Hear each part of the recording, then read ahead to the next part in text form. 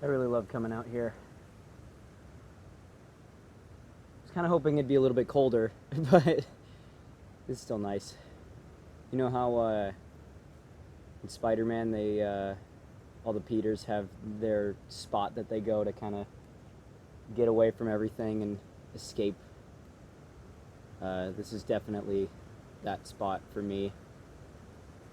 Only hard part about it is you got to walk an hour out into the woods to get here. You can't just swing onto the rooftop. I've been wanting to make a video on a short hike for a really long time. I wrote a few scripts for it. Pretty much since it came out, I've been trying to write a video about it. But it just never really seemed right, you know. Usually when I make a video about a game that I really care about, I write a whole script for it and I spend months recording it and editing it.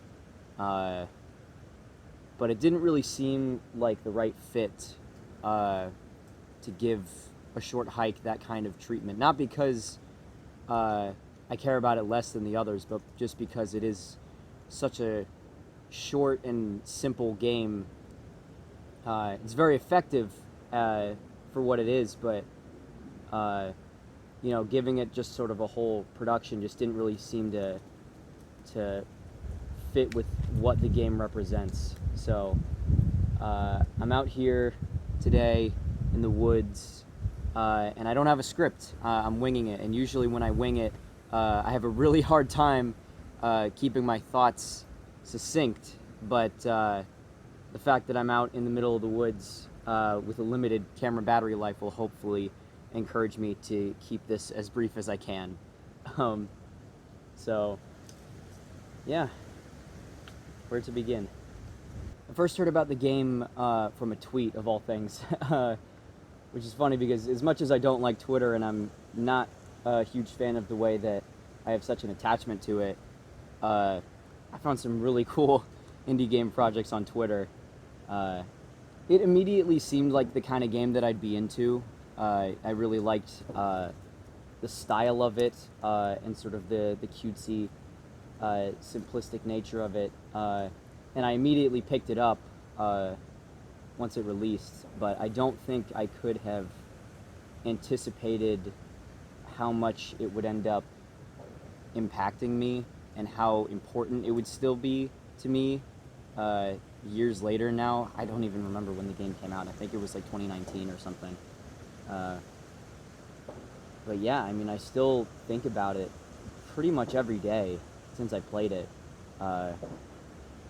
which is not the kind of thing you can anticipate when a game markets itself as being just something really short and simple. The game does take a lot of design cues from sort of other big budget AAA games. You know, you've got like the climbing and gliding from Breath of the Wild and the stamina meter. You've got side quests, an open world to explore. But it strips a lot of stuff back and simplifies the formula. And ironically enough, I feel like that is a major factor into why the game, I feel, is a lot more engaging and immersive than a lot of those other open world games are. You know, you've got the open world, but you don't have a map. You really just kind of find your way around based on directions from NPCs and like steins that point you in the right direction towards the trail that you're looking for. And there's other open world games that do that, but I feel like more so it works in a short hike because even though the world is big enough to where it's exciting to explore and run around, it's small enough to where once you've spent a good enough chunk of time exploring it, you can kind of get your bearings without even needing the signs. You know, if you really wanted to, because there's nothing really pushing you towards the end goal, you can spend as much time exploring as you want, and you can circle the entire island in a matter of minutes. And it being a small map doesn't take away from how fun it is to explore. You know, there's a lot of stuff densely packed into that small space, which I've definitely come to prefer over, just having a giant world where everything is kind of spaced out. When I was a kid, that kind of thing was mind-blowing. I was like, oh my god, it's this giant world and you can go anywhere and do anything. But as I get older and I play more games, I do tend to prefer when everything is kind of closer together and you're discovering things on a more regular basis. It keeps everything a little bit more exciting. And it makes Hawk Peak feel like a real place, It's not just a map that you have to trek across every time you want to do anything. It's just a space that you become familiar with. And I feel like it's a lot more memorable because of that. The side quests take that approach to the design too, a lot of them are kind of just basic interactions that you could have like with a real person in real life. It's not like, oh, I've got like 10 sheeps that I need you to herd back into the gate, but if you don't do it in 2 minutes, then you got to start all over again. It's like one of the side quests is just you find this NPC and he kind of seems upset, and you talk to him and he's like, I'm running in this race and I lost my lucky headband, and I need it to win. It's like a subconscious thing. So if you see like a headband that looks like this just around while you're exploring, let me know. I'd appreciate it. And then eventually, if you spend enough time exploring that area, you can find an NPC running around with a headband that fits the description. And you can talk to them and be like, hey, did you find that like on the floor somewhere? And they're like, oh no, this is my headband. I own it. But if it's that important to that person to win the race, then yeah, here, take it. I think that quest is just so sweet, and that's just one of the things that stuck with me, because it's just like, it doesn't feel video gamey, even though these characters are like cutesy anthropomorphic animal characters, and the graphics, they're very pixelated and compressed. It's just the kind of thing, it just feels a lot more real than a lot of other games, even though other games, might have more realistic graphics or bigger worlds or greater amounts of NPC dialogue. The NPC dialogue in A Short Hike is so short, and it's really funny the way it's written, because you'll go up to an NPC it'll just be, instead of being like, oh, welcome to our town, all that stuff, like a big text box, it's just like, hi, sup, what are you doing? Oh, nothing, I'm just fishing. You want to learn how to fish? But even though the game, takes a more simplified approach to a lot of those open world mechanics, it still manages to pack a lot of emotion into the story and the character interactions. It's like the end of the game, you could just like trek to it if you want, and the character does seem kind of eager to get there, but you can spend as much time exploring as you want to. But when you do finally get to that end point, it ties everything up in an unexpected and really emotional way. I won't spoil it for anyone who hasn't played the game yet, but yeah, it is just one of those things. It's just really sweet and wholesome, and because the character the whole time, you're in nature, you're supposed to be enjoying it, and the character is just so dead set on getting cell phone reception. You might be like, oh, I'll take my time, like getting cell phone reception isn't that important to me. But when you understand why it's important to the character, I think you identify a lot more with them. Or I think one of the more relatable things in the game too is there's a character that's an artist, and they're painting a picture of the landscape. But every time you talk to them, they're not super confident in what they're doing. They're just like, oh, this isn't right. No one's gonna like this. And you're like, oh, I like it. I think it looks great. But they're like, it's just not really clicking with them. And anyone who makes anything for a living, like does anything creatively, or even not creatively, just anyone who does make something for a living that's not super confident in themselves, I think, can relate to that at some point. What the? Lizard just tapped me on the back. You know, I had played games, short games before a short hike, you know, games that you could beat in a night, like Journey or something like that.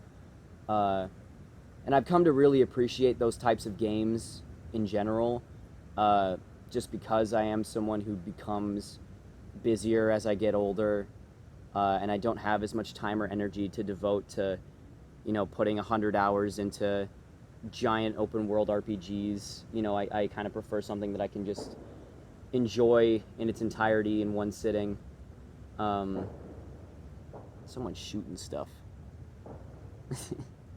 But A Short Hike, I think, was really the game that fully opened my eyes to just how impactful and important shorter, more simplistic games can be. You know, I don't mean to make this video just to shit on AAA games and say like, oh, you know, every game should be like this, because obviously AAA games serve their purpose. You know, some people love spending a lot of time in a massive world and putting 100 hours into everything and doing all that, but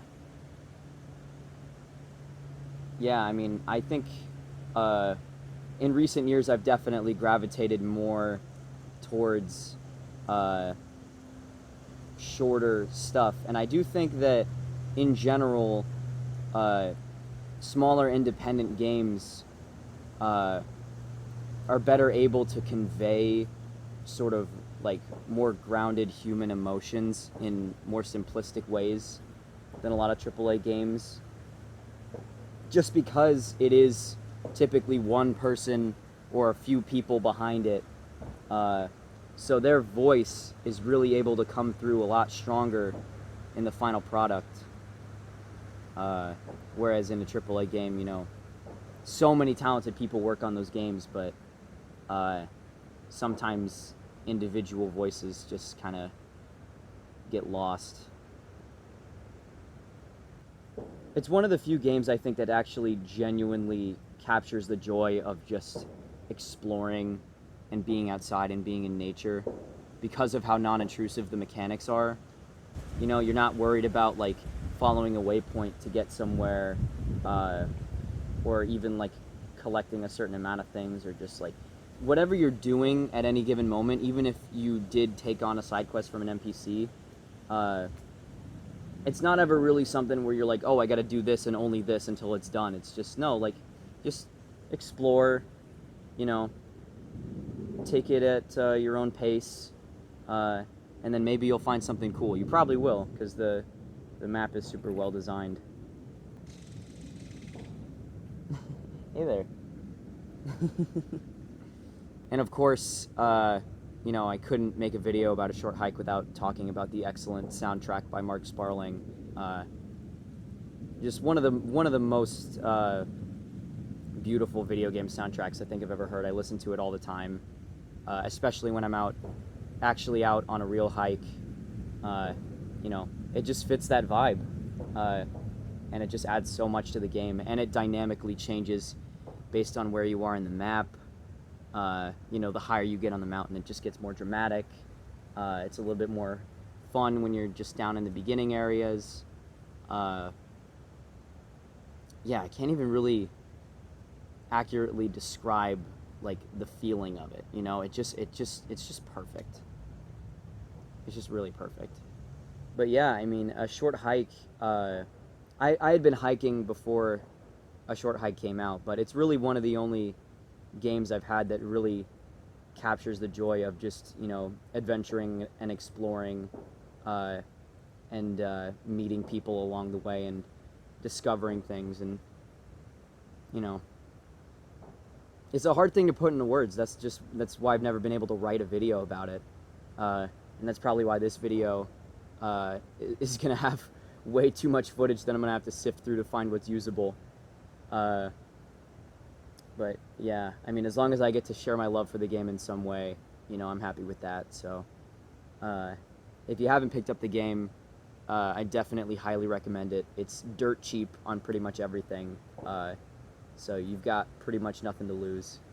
You know, I was looking at the page for the vinyl, the store page for the vinyl for the soundtrack last night, and the first sentence was a story doesn't have to be epic to be life-changing.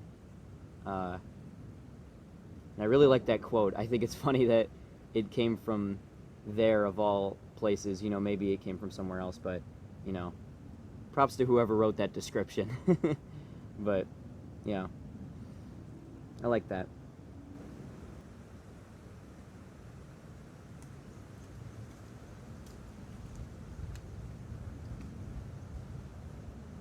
Holy moly. There's a gator out there. There's a freaking gator out there. He's coming towards me. Wait a second. Oh my god.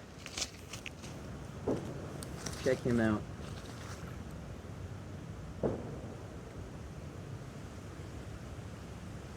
Yo. He's a pretty cool guy. I'm gonna get out of here before he eats me. I'm walking back now to escape the alligator. I just wanted to say one more thing. You know, a short hike, it was made by one guy, technically two guys, because Mark Sparling did the music, but the game itself was just made by one dude. And you know, it impacted a lot of people in a pretty massive way, and it continues to. So, yeah, I guess my message to you is, you know, if you're someone who wants to make stuff, if you want to create games or movies or books or whatever, but you're worried you don't have the resources yet to do it, like, you know, if you're worried you need a team or millions of dollars to achieve your vision, just do it. You know, just make stuff. You know, it might not be exactly what you imagined, but I think you'd be surprised what you can do with a little, if you're just determined enough to make it happen and to make it as good as it can be. Because a short hike was not even really Adam Griew's main project. It was a side project that he was working on while he was doing something else. And yet now it's become this thing. You know, I wouldn't say that it's like a massive, crazy hit or anything like that, but it's definitely, you know, impacted a lot of people and become pretty popular. And it's one of my favorite games of all time. So, you know, if you've got something that you want to do, or you just have the itch to create, you know, just, you know, maybe teach yourself a few things, but just keep working and keep making stuff. And I think eventually you'll end up with something that, even if it's not the end product that you had originally intended, I think you'll be surprised at the ways that some people might end up connecting with it. Just because, you know, you're not where you ultimately see yourself in 10 years, you know, that doesn't mean that whatever you make won't be worthwhile. So yeah, anyway, I got about 45 minutes left to hike, so I'm gonna turn the camera off and actually try to enjoy nature now. So I'll see you next time.